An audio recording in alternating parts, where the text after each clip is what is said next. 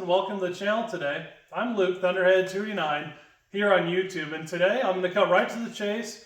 We're going to talk about the last timing light you will ever need, the dial-back timing light, why it is so much better than a static timing light, all the capabilities and advantages it gives you for tuning an engine. We'll go through how to use it, and then we'll look at some options on ones you can pick up. And in fact, at Carb Cheater here, I started manufacturing them because I've loved this one for 10 years, but it's went up in price to $135 some odd dollars. Enough of that soapbox. Let's get into this thing today and just how awesome these are. Now, after doing this for 15 years or so, tuning carbureted engines, I've found that the one thing that people seem to egregiously neglect is their ignition timing. When you hear carbureted engine and tuning, you think the carburetor, and the carburetor. And I'll tell you, carburetors are exceptionally forgiving. Ignition timing isn't. The biggest gains that you can get without doing anything else is getting your ignition timing set up decent. That's initial and total timing, which a static timing light does not do for you. A dial-back timing light gives you the ability to really hone that in. I mean, look at this guy over here. You know, he didn't have a dial-back timing light and, well, he died.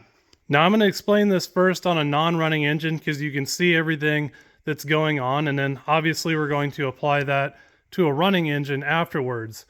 But for most of you folks, and comparatively to what you might have or a lot of vehicles I've dealt with, this is actually a better scenario than most here. But normally you're going to see stuff like this where it's very hard to see the timing marks if your harmonic balancer has timing marks at all. This was an aftermarket one from 3 Vietnams ago when this engine was on the road, and so it has some extra ones. But most of the time, you're only going to see your TDC mark. Now, you can help yourself a lot by using a paint marker, and when this is in the vehicle, this makes it a whole lot easier to see. So a little quick tip there. But you know, with your static timing light, you really need to see all these other timing marks. You really don't know what's going on, and this is some of the reason why folks never do this stuff. So with a dial-back timing light, to be able to see all of your timing events, you just need this TDC mark.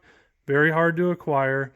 And the basic concept behind a dial-back timing light is, let's just move this. We're looking, say the engine's running, we're looking at everything. This dial is pointing to 20 right now, and we're seeing this. So you see the TDC mark is not lined up with our timing pointer, so we aren't at 20 degrees. But if what we're seeing when our timing light is flashing, see if we can all do this with one hand here.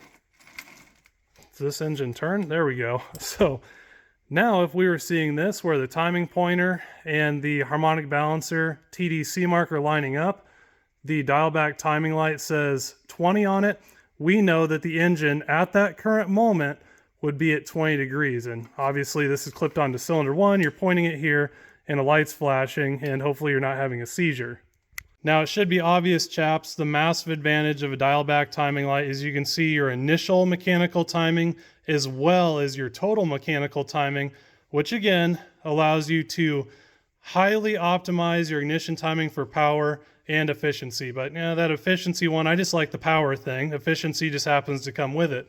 And even take this performance unit here, say you have an adjustable vacuum advance canister. Well, wouldn't you know it, a dial-back timing light is super handy for dialing those in as well. But with that, let's fire this engine up here. And now I might be making an assumption here that you've used a static timing light before, so I better go through really quick just how to hook this thing up to an engine. So I don't know, it actually works the way it's supposed to. Now the TDC mark on your balancer that you're going to see with your timing light corresponds to cylinder 1. You know, you might, if you're a man, have 8 cylinders. If you're a littler man, you might have 6. And then a really wee little lad, you might have 4. But it's all the same. TDC on the balancer is corresponding to cylinder 1. So here we have our, get off there, our little magnetic pickup thing. That's probably not what it's called, but it's, well, anyway. All that aside, it's on there. This is cylinder 1. If you don't know, you know, on a Ford, you might want to look this up, but on a Ford in particular, it's the forwardmost on the passenger side. It can change depending on the engine, so if you're not sure, you should probably take a moment to look that up. So you clip that on, you put your positive and your negative clamp for powering your timing light on the battery. And now you're all ready to go.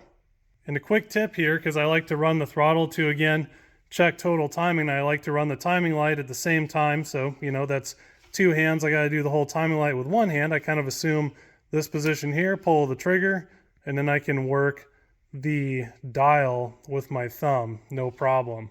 So kind of a handy little tip there, even though it looks like, you know, you got something going on with your hand, but you know, it works.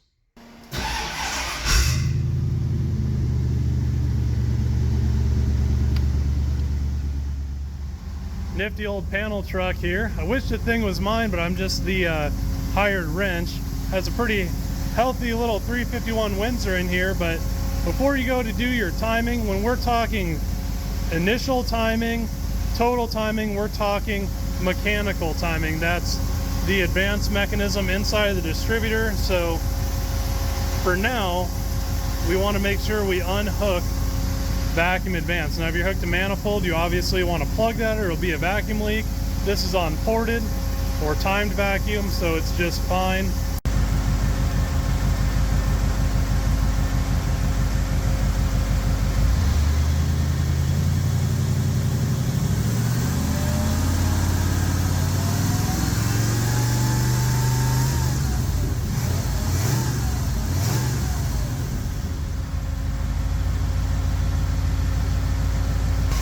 So obviously you can see when you pull the trigger, the timing light flashes, as does any normal timing light, but we have the advantage of our dial here. So right now, I don't know if we can see this. You probably can, but you can see the white mark on the balancer down there. I've done the same thing with a paint marker on this engine so I can see it. And so right now our dial's at 15 and our timing mechanism is lining up. And let me hit a slow-mo here to see if we can actually see this thing. Just kind of nifty how the frame rate somewhat picks it up and somewhat doesn't, but I promise you with your own two eyes you can see this very easily. Whew, boy, probably could have opened the garage door a little bit sooner. Check out what my eyes look like. Tell you what, filming for YouTube is always, you're juggling like 10,000 things to make it so you can actually film stuff. But all that aside, now, you know, we have initial timing. This is where most guys stop and where they leave gobs and gobs of power on the table because, you know, with their static timing light, they just can't see this stuff. So now we're going to rev up the engine and we're going to look and see what our total timing is. So many times I look at people's rigs, okay, and they're at like 25 degrees, 23 degrees. Sometimes they're at like 20 degrees of total mechanical timing. And that is just an absurd amount of power that your engine has that you're not utilizing. And on the flip side, you know, sometimes guys will have like 50 degrees of total mechanical timing, which, you know, you might as well pull the pin on a grenade and throw it in there because that's essentially what you've done.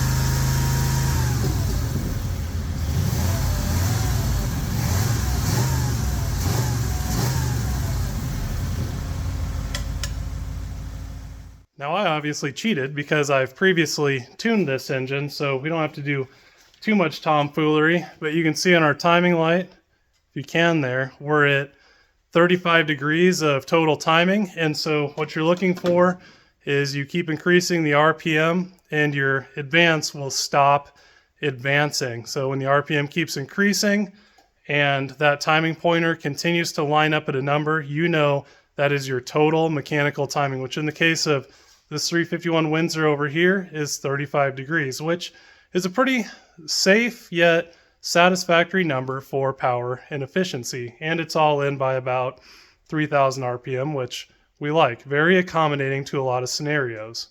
Now this is the opinion and recommendation section of our show here because not all timing lights are created equal. You might be looking at this thing and thinking, boy, the mechanical style, that's old and antiquated. Why would you want that? Especially with the advent of these digital units. Well, I'm here to tell you after doing this for 15 years that these are just not very good. They have to use some ICs, integrated circuits, chips, blah, blah, blah, science words, and just different things that burn out, cause problems, and they don't work great. And so they're cheap, and if you buy a cheap one, they're junk, and the expensive ones, I've also seen those burn out after not a lot of use. So I don't recommend those. You can do what you want to do. I do very much so love the Actron. This is the one I've used for 15 years, and they used to be affordable. Okay, now they're 130 some odd dollars, and there's really nothing that justifies that price. So under the Carb Cheater name, I thought, well, what the heck? They're not that overly complex. Why don't we just do up our own? And so that's what we did here. I sell them at an affordable price, $40.